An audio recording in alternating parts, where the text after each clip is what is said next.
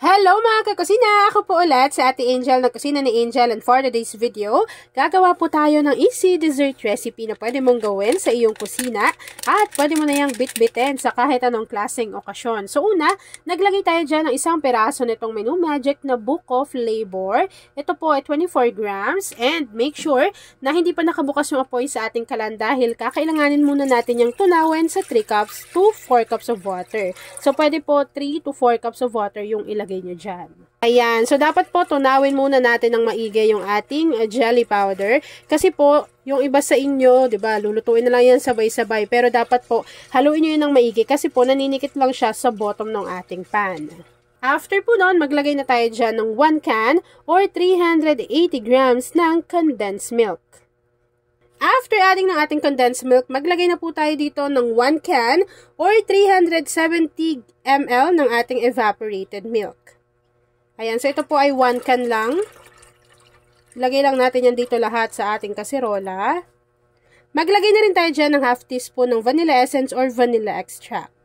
After po nating mailagay lahat ng ating mga ingredients dito sa ating kasirola, haluin lang po muna natin ito ng maigi para naman yung condensed milk ay hindi lang namumuo sa bottom ng ating pan.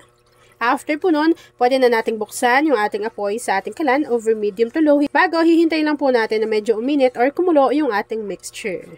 At kapag medyo uminit na yung ating mixture, meron po ako ditong ni-ready na kaong kulay pula. Hiniwa ko lang siya ng maliliit. Tapos po, isasama na natin yan dito sa ating mixture. Color red yung pinili natin para po nakakaakit sa mata. At meron din po ako ditong niluto na green jelly. Hiniwa ko lang yan ng maliliit. Tapos po, ilalagay na rin natin yan dito sa ating mixture. Tapos po, hahaluin lang po ulit natin ito ng maigi hanggang sa kumulo na yung ating mixture. So, nasa sa inyo na lang kung saan nyo yan itatransfer. Kung pwede naman sa mga lianera, pwede rin direct na po sa microwavable tub. So, habang hinahalo ko yan mga kakusina at hinihintay po na kumulo yung ating mixture, please don't forget to like and follow yung ating Facebook page, Kusina ni Angel. Kung meron kang Instagram, paki-follow na rin ako doon, Kusina ni Angel. At kung gusto mong matuto pa ng iba pang mga recipes o kaya naman gusto mong mag-share ng mga niluluto mo everyday, pwede kang sumali sa ating Facebook group. Andiyan lang po yan sa ating Facebook page. And yes mga kakusina, alam nyo ba na pwede na rin po kayong makabili or makapag-shop dito sa YouTube. Yes! Alam nyo ba, itong ating kasirola, ilalagay ko yan dyan sa ating basket. So, kapag sinabing ganon, pwede nyo na pong mabili yung mga product na ginagamit namin dito sa YouTube videos namin. So, paano nga ba yun? So, kapag nanonood kayo sa TV, makikita nyo po yung mismong link or yung basket sa right side ng inyong screen.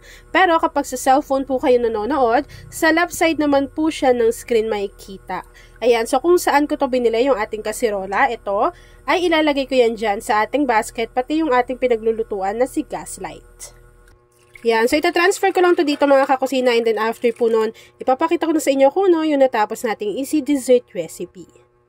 At ayan na mga kakasina, once na nag-set na or nag-firm na yung ating dessert recipe, pwede nyo na po yang i-enjoy. At ayan na mga kakasina, tapos na po ang ating easy dessert recipe na Christmas jelly dessert. Kung nagustuhan mo yung ating video, please like and share this video. At kung hindi ka pa nakakapag-subscribe sa aking YouTube channel na Kusina ni Angel, please click subscribe button, click mo na yung notification bell, click all para lagi kang updated sa bawat ina-upload kong mga videos. At kung isa ka sa dessert lover, pakishare ng ating video at mag-comment ka na dyan sa ating comment box section ng Hi Angel at kung taga saan ka nanonood. Yun lang mga kakasina. Thanks for watching and enjoy this video.